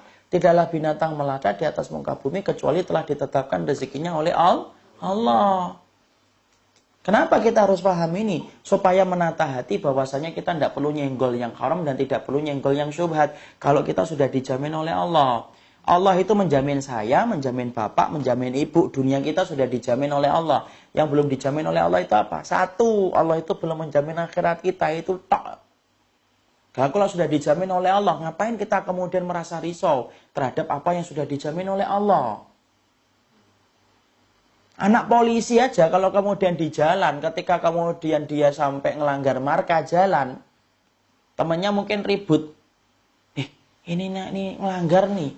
Maka kemudian ngomongnya apa? Lah enggak apa-apa, bapak saya polisi. Kenapa kok dia tenang? Karena dia merasa bapaknya itu nanti akan membantu urusan dia kalau ketangkep. Itu anaknya polisi loh. Anaknya preman, sama. Kalau bapaknya itu preman, dia tenang. Karena apa? Dia tahu bapaknya nanti akan bela dia. Sama. Allah itu Rozak. Ya kalau kita tahu bahwasanya Allah itu yang ngatur dunia, ya kita tidak perlu khawatir toh. Oh sudah diatur oleh Allah. Cuma kita sabar atas prosesnya atau enggak. Orang itu biasanya kan tidak sabar. Potong jalan kompas. Nyari shortcut. Shortcutnya itu adalah cara-cara yang haram. Padahal kalau itu adalah rezekinya, datang atau tidak datang? Datang. Kalau itu bukan rezekinya, dia dapatkan sebentar akan habis dengan hal-hal yang lainnya. Tiba-tiba mobilnya rusak, tiba-tiba kemudian harus begini, cepat habisnya. Padahal dunia itu sudah dijamin oleh Allah, sudah. Dan ketika kita sudah ngerti bahwasanya dunia itu sudah dijamin oleh Allah, tenangkan jiwa, tenangkan hati. Kenapa harus ditenangkan hati? Loh iya. Karena kita kalau kemudian sudah gede kayak gini, kok kemudian masih mikirin dunia secara berlebihan, berarti kita ini kalah kualitasnya dengan keimanan bayi. Kata Makhul, perhatikan Makhul itu ulama. Makhul itu berkata, kalau ada orang kok masih khawatir terhadap dunia itu, harusnya dia belajar dan merenung bagaimana dulu ketika dia masih berada di dalam janin. Lihat Pak, janin itu Pak. Janin itu di dalam perut ibunya. Dari mana dia dapat rezeki? Dari jalur yang tidak pernah disangka manusia. Dari mana? Siklus bulanan ibunya ditutup sama Allah. Kemudian apa? Jadi saripati yang disedot sama anaknya. Janin itu tenang atau nggak tenang di dalam kandungan? Tenang. Tenang banget dia. Ada nggak janin yang gusar gitu? Sedih, cemas gitu. Di USG gitu. Ini kelihatannya anaknya ibu cemas ini. Kenapa dok? Mikirin menu hari ini apa? Nggak ada dia. Tidak ada ya Bapak, tenang dia. Padahal kemudian dia tidak sekolah, dia belum melihat matahari, dia belum melihat ijazah, tenang dia. Makanya kalau ada orang yang gede kok kemudian mangkirin dunia, sampai kemudian memikirkan untuk nyenggol yang haram, dikasih tahu itu tidak boleh, itu tidak boleh. Kok tetap disenggol ketika dia tidak yakin terhadap pembagian Allah. Itu berarti kalah imannya dengan janin ketika di dalam perut ibunya. Loh kan? Gitu. Itu kayak gitu. Maka kemudian perhatikan ketika sudah dalam perut ibunya itu kemudian lahir kan. Jebol itu. Akhirnya kemudian darah nifas keluar. Semuanya kemudian kemana? Rezekinya kalau sudah kemudian darahnya ibunya itu keluar setelah darah nifas itu. Dinaikkan oleh Allah. Di mana? Di dada ibunya. Setiap dia nangis digendong sama ibunya. Didekatkan. Tenang dia. Kenapa? Dia tahu rezekinya pindah. Nangis sebentar. Kenapa nangis sebentar itu bayi? Makhluk berkata, li istingkari maka nihil jadid. Li istingkari itu apa? Dia merasa baru. Ini tempatnya saya baru nih. Nangis dia. Tapi digendong, disusui. Diam atau tidak diam? Diam. Oh, rezeki saya sudah pindah ke sini. Makanya kemudian anak itu nangis sebentar. Digendong sama ibunya, didekatkan sama susternya. Didekatkan ke dada ibunya. Diam dia. Oh, rezeki saya sudah pindah ke dada ibu saya. Kata makhluk itu. Tenang, tenang. Ada nggak kemudian bayi yang iri ke bayi yang lainnya gitu ngelihat? Tidak ada. Dia tenang dengan apa yang dia sudah dapatkan. Kemudian baru jalan setahun, 2 tahun, 3 tahun. Tenang atau tidak tenang? Tenang. Dia jalan itu tenang aja. Yakin nggak bayi anak-anak kita itu? Tenang Pak. Nggak mikirin dia kemudian bapak. Enggak lah, dia nggak mikir. Anak-anak tuh jalan, lari, bapaknya lagi pusing, mikir itu. Dia tetap tenang itu. Makanya anak itu apa? Tetap minta sama bapaknya, minta martabak dong gitu. Padahal bapaknya lagi punya utang 300 juta. Tega nggak bapaknya ngomong, jangan gitu nak. Bapak ini utang 300 juta, kamu minta martabak. Nggak tega bapaknya. Dan tidak ada bayi yang kemudian akhirnya mikir gitu ya. Di pojok ruangan. Kenapa nak? Mikirin utang bapak. Nggak ada dia. Nggak peduli dia. Mau utang bapak berapapun, dia pokoknya dia tenang aja dengan hidupnya. Dan itu kata makhluk apa? Menggambarkan kayak gitu loh dunia itu. Allah yang ngatur. Allah yang ngatur. Kenapa kayak gini? Karena ternyata semakin kita tua itu kadang-kadang malah semakin tidak yakin sama Allah. Bukannya harus kembali kepada fitrahnya dulu ketika di dalam janin. Enggak. Wong ular aja diatur rezekinya oleh Allah kan. Kan pernah kan kita sampaikan ceritanya Malik bin Dinar. Malik bin Dinar ngasih apa? Daging sama kucing. Kucingnya cuma gigit tok, dibawa keluar. Lah Malik bin Dinar itu kaget loh. Ini dikasih daging kok nggak dimakan. Ternyata kucingnya naruh dagingnya di depan lubang. Di depan lubang. Kemudian setelah itu Malik bin Dinar itu mikir, ini lubang-lubang apa ya? Ini lubangnya lubang apa? Ternyata yang keluar itu lubang ular. Ularnya tua, kelihatan dari kulitnya, dalam keadaan ularnya itu buta. Kemudian ular itu ngambil daging yang diserahkan sama kucing tadi, yang dikasih daging sama Malik bin Dinar. Setelah itu masuk kembali. Kucing itu ngelihat ketika daging itu sudah dimakan ular, balik dia. Padahal kita ngerti kan fitrahnya ular itu, fitrahnya kucing. Seneng nggak sama ular? Nggak ada. Kucing itu nyari ular, nggak ada dia. Tapi ternyata ketika Allah netepin bahwasanya daging itu miliknya ular, Allah matikan itu fitrahnya kucing untuk makan daging. Allah bimbing langkahnya kucing itu menuju ke tempat itu sampai kemudian diserahkan dagingnya. Setelah dimakan dagingnya baru Allah hidupkan fitrahnya lagi untuk makan daging. Siapa yang ngatur itu? Allah. Nah kalau kita tidak percaya ini, bingung terus akhirnya.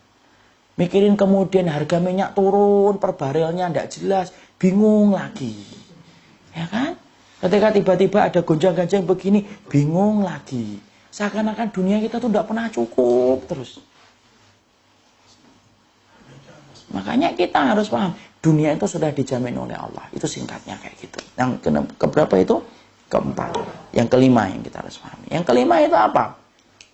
Yang kelima, kalau kamu dikasih dunia oleh Allah itu banyak, itu belum menjanjikan apa-apa. Belum menandakan apa-apa. Sampai kamu menjadikan dunia itu menjadi sarana ketaatan kamu. Nah, kita buka surat Al-An'am 44. Dibuka surat Al-An'am 44. 44.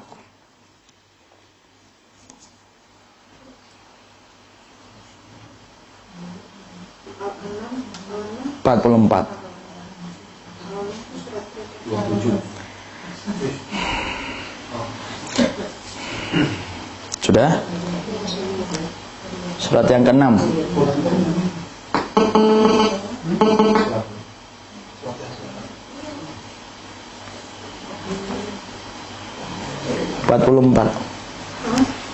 Baca, umurusnya. Kamu benar-benar Bukan, Al-An'am 44.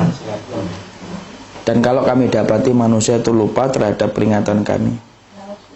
Maka tatkala Ya. mereka melupakan peringatan yang telah diberikan kepada mereka, kami pun membukakan semua pintu-pintu kesenangan untuk mereka, sehingga apabila mereka bergembira dengan apa yang telah diberikan kepada mereka, kami siksa mereka dengan sekonyong-konyong, maka ketika itu mereka terdiam.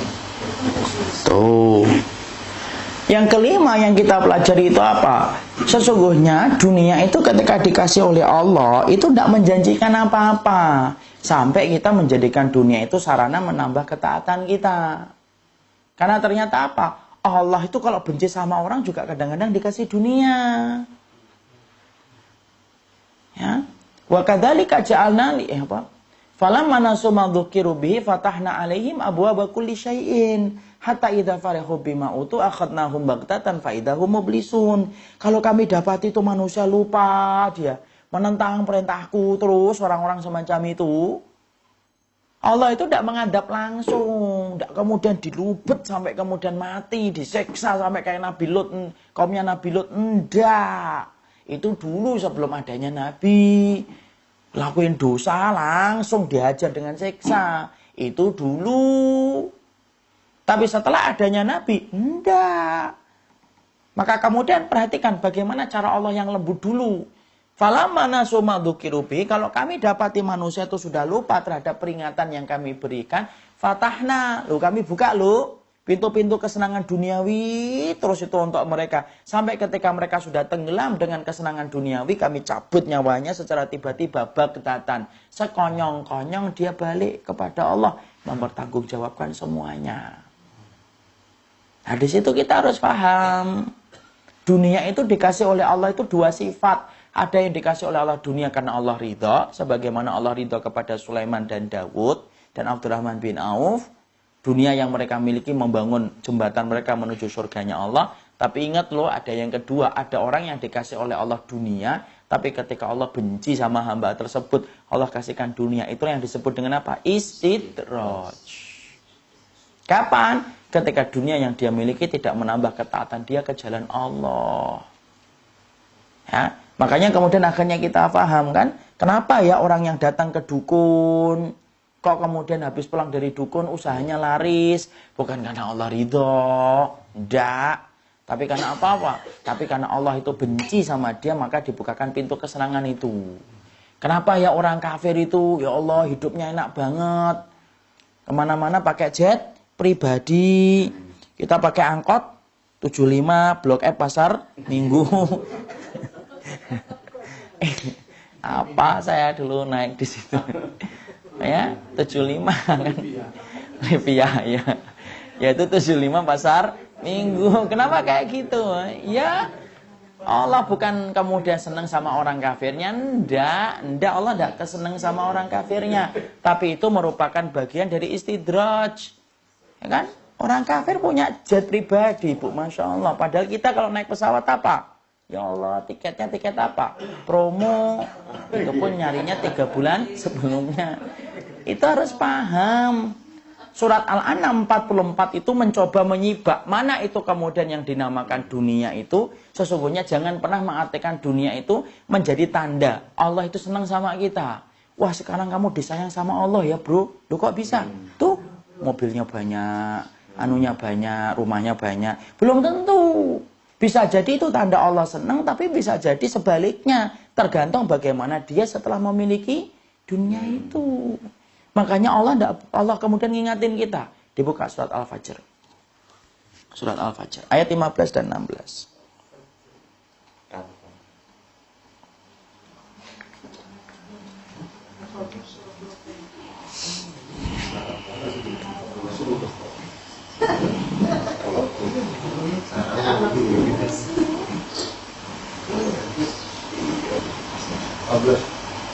15 dan 16.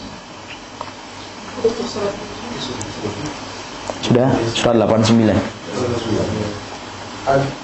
ya?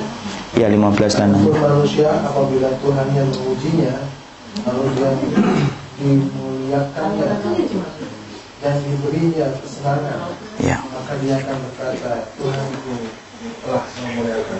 Tuh. Teruskan 16. Adapun bila Tuhan yang mengujinya, lalu membatasi rezekinya, maka dia berkata, Tuhanku menghinakanku. Tuh. Teruskan yang 17. Sekali-kali tidak. Sekali-kali tidak. Manusia, ya sudah.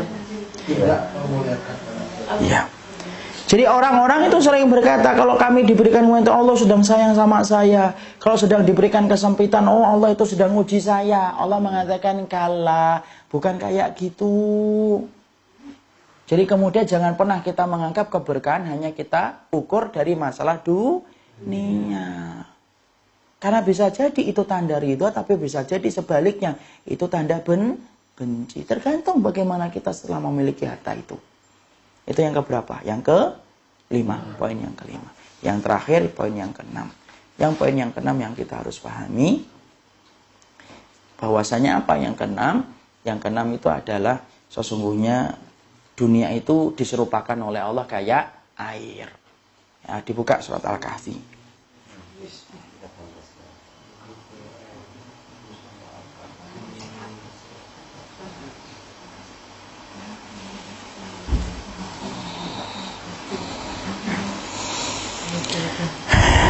Sudah? Surat Al-Kahfi ayat yang ke-45. Surat ke-18.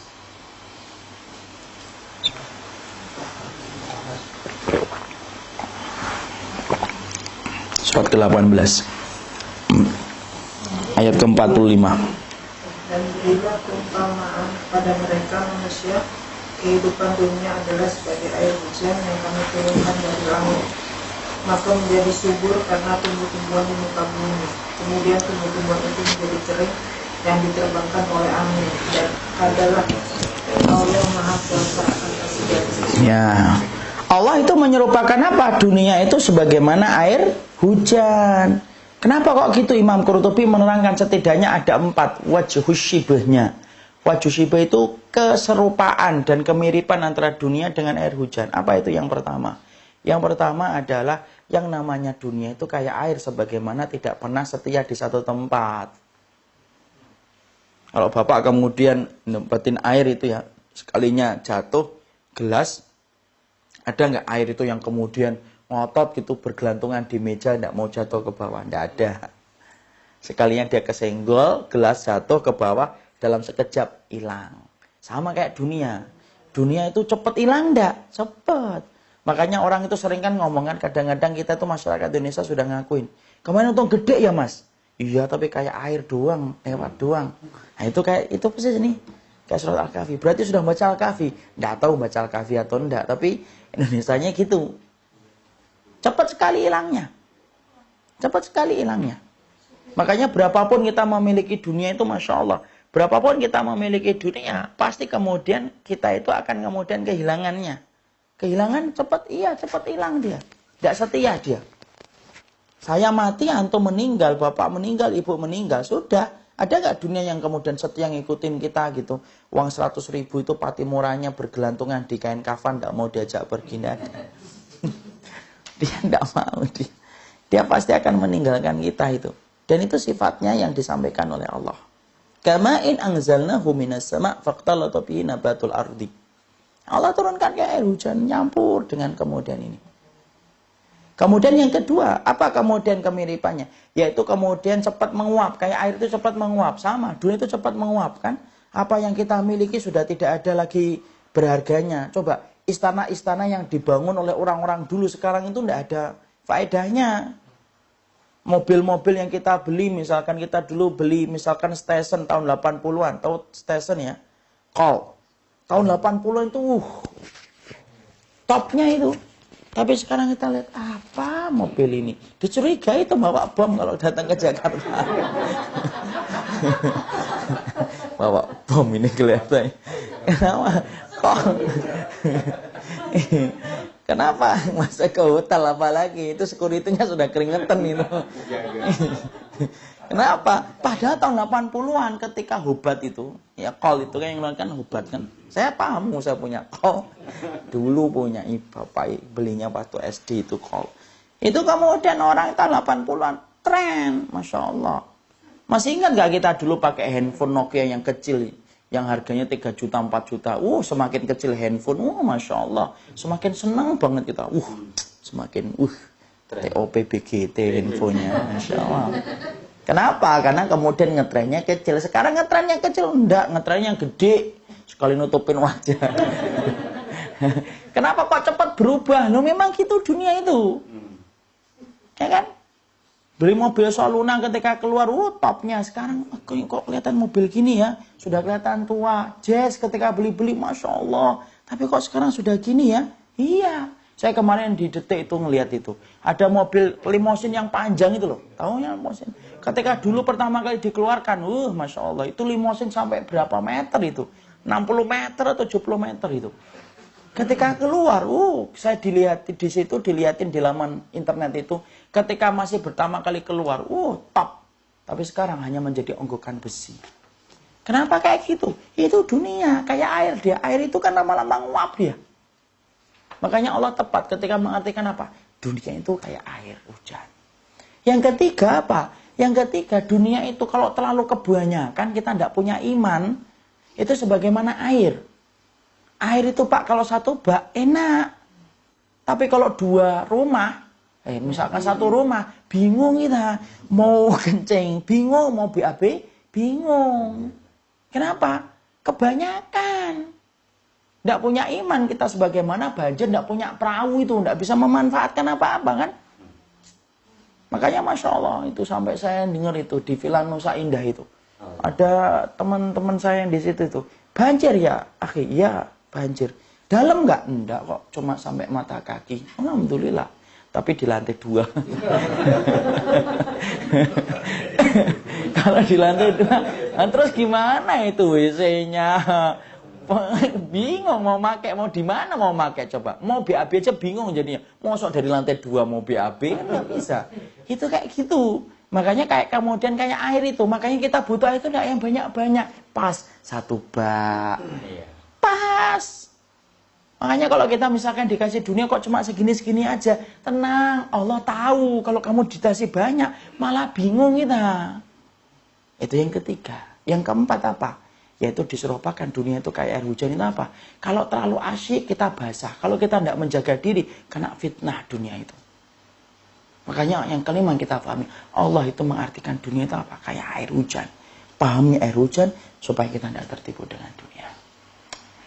Barakallahu fikum. Inilah 6 perkara yang kita pelajari. Sebenarnya masih ada hal yang lainnya tapi tidak usah lah. Secara ininya kita jelaskan poin-poin pentingnya. Supaya kita ngerti, karena kita ini pelakon dunia. Makanya pelakon dunia itu harus paham sifatnya dunia kan. Naif kalau kita menjadi pelakon dunia tapi tidak paham tentang sifatnya dunia. Barakallahu fikum, ini yang dapat kita sampaikan dalam pertemuan kali ini. Semoga Allah memberkahi. Semoga bapak-bapak dan ibu itu dipertemukan karena kebaikan, ketaatan. Dan saya ingatkan, setiap pertemuan itu betul-betul diniatkan karena ridhonya Allah. Bukan karena kita ingin ketemu, karena sudah kangen, karena pengen kemudian saling bercanda lagi, bukan itu. Niat yang pertama harus karena Allah. Kalau tidak karena niat yang kita perhatikan, sia-sia ibadah yang kita kerjakan. Nah, itulah yang saya sampaikan, karena yang paling berat itu apa? Menjaga niat. Seorang ustadz itu tidak ada jaminan masuk surga. Orang yang mengembara dari satu ilmu ke ilmu yang lainnya, tidak ada jaminan masuk surga. Semuanya tergantung bagaimana posisi hati di balik dadanya. Barakallahu fikum. Ini yang dapat kita sampaikan. Tidak ada pertanyaan? Tidak ada. Ada pertanyaan? Saya persilahkan. Kalau tidak ada jangan dipaksakan. Antara rezeki sama dunia jadi Pak, kita dapat dunia tapi misalnya bangun masjid, bangun Jadi rezeki. Jadi rezeki. Kenapa? Karena itu yang akan Bapak lihat. Jadi misalkan gini Pak, Bapak punya uang 1 juta, pengen ketemu 1 juta itu lagi gampang. Infakkan di jalan Allah, ikhlaskan, tutupi amalnya. ketemu lagi 1 juta dalam bentuk yang luar biasa lebih indah. Barokah. Makanya Allah sampai mengatakan apa? Ma indakum yanfat wa ma indallahi bakin. Yang kamu jaga pasti hilang. Tapi yang kamu titipkan sama Allah pasti akan dijaga. Coba kalau kita jaga harta, Pak. Kalau tidak kita pakai, kemudian kita simpen-simpen, kadang-kadang hilang. Simpen-simpen, ketika kita mati, diwariskan sama orang. Padahal kita yang dihisap. Harta itu yang paling miris itu kayak gitu, Ibu dan Bapak. Kita jagain harta, tapi ketika mati, yang menikmati keturunan kita. Tapi yang dihisap, saya, Ibu, Bapak. Makanya kalau kita titipkan sama Allah, kita nggak dihisap. Allah yang menghitungnya. Dan Allah yang akan menghitung balik dan mengembalikannya. Makanya Allah sampai katakan apa? Ma indakum yanfat wa ma indallahi bakin. Apa yang kamu simpan pasti hilang. Tapi apa yang kamu titipkan, itu yang akan dijaga oleh Allah. Jadi dunia itu bisa dapat rezeki, iya. Misalkan kemudian makanya Rasulullah itu pernah makan kambing dalam hadis riwayat Muslim. Kemudian Nabi mengatakan, semuanya 1 kambing itu disisakan oleh Ibunda Aisyah cuma pahanya tok. Karena kesukaan Nabi itu makan paha. Semuanya sudah diinfakkan langsung. Kemudian Nabi tanya sama Ibunda Aisyah, apa yang tersisa wahai Ibunda Aisyah? Wahai Aisyah. Kemudian Aisyah berkata, yang tersisa ilyah, paha ini ya Rasul. Bukan. Justru ini tidak tersisa. Yang tersisa itu yang kita berikan itu. Yang nanti kita akan lihat kembali. Karena yang kita sedekahkan itulah yang menjadi miliknya kita. Masya Allah. Jadi makanya doanya Allah kan indah kan. Titipkan sama Allah yang tidak pernah menyanyiakan titipan. Ya itu. Makanya kemudian saya pernah kejadian waktu, ingat nggak ketika ada banjir dulu, ada tukang bubur. Tukang bubur itu dengan sangat ikhlasnya dia, padahal dia bisa meremo. Kalau meremo itu apa ya kalau Indonesianya? Saatnya untuk kemudian dapat untung gede, tapi justru malah dia gratiskan ketika pas banjir itu. Ketika ditanya, kenapa kok digratiskan, Pak? Iya, saya ingin dapat rezeki supaya ketemu lagi dengan apa yang sedekahkan. Kan lagi butuh, orang kan lagi butuh makan bubur, malah kemudian 1 mangkoknya bisa 20-30. Alah, nyari itu kapan-kapan masih bisa. Tapi nyari orang yang lagi butuh sama bubur saya, tidak setiap hari orang itu butuh banget dengan bubur saya. Itu rezeki, Pak. Itu rezeki. Paham, Bapak? Ya. Ustaz, tadi pemahaman mengenai dunia dan rezeki. Mungkin sebagian besar kami ini lebih banyak mengejar ilmunya pun ilmu dunia dan digunakan untuk kepentingan dunia juga gitu ya. Nah, kalau bisa bicara ilmu dunia dan apakah itu bagian daripada rezeki kepahaman tadi? Kalau kita niatkan itu akhirnya untuk Allah dan niatnya adalah saya mempelajari ilmu ini, saya bekerja di sini, bagian dari ibadah.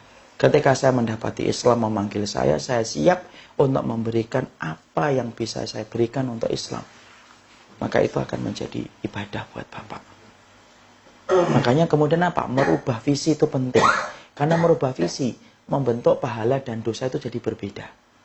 Bapak kerja tapi visinya apa? Nanti kalau dapat rezeki, saya kemudian memberikan rezeki yang halal untuk anak saya. Kemudian saya akan memberikan bantuan kepada proyek-proyek Islam yang bisa saya bagi. Visi itu membentuk kegiatan yang asalnya mubah menjadi ibadah. Tapi ditentukan apa? Dari misi dan visinya itu bagaimana. Jadi Bapak kemarin saya mempelajari untuk dunia, sudah. Anggap itu salah. Sekarang kita perbaiki. Selama masih punya kesempatan. Dan kita merubah itu supaya apa? Merubah yang asalnya biasa menjadi ibadah. Dengan kita menjadikan visi kita, semuanya niatannya untuk akhirat. Makanya saya itu harus pahamkan. Saya itu nanti kapan-kapan lah kita bahas. Memahami kerja itu ibadah. Tapi kadang-kadang orang itu tidak paham artinya apa gitu loh. Kerja tapi ibadah. Tapi sampai dia kemudian melupakan kewajiban. Berarti tidak paham dengan kata-kata yang dia sampaikan. Kerja itu ibadah itu kayak apa. Kapan-kapan lah kita bahas misi itu. Tentang tema itu, kerja itu ibadah. Paham Bapak? Iya. Saya kira cukup apa yang kita kaji dalam pertemuan kali ini. Semoga Allah memberkahi apa yang kita selenggarakan.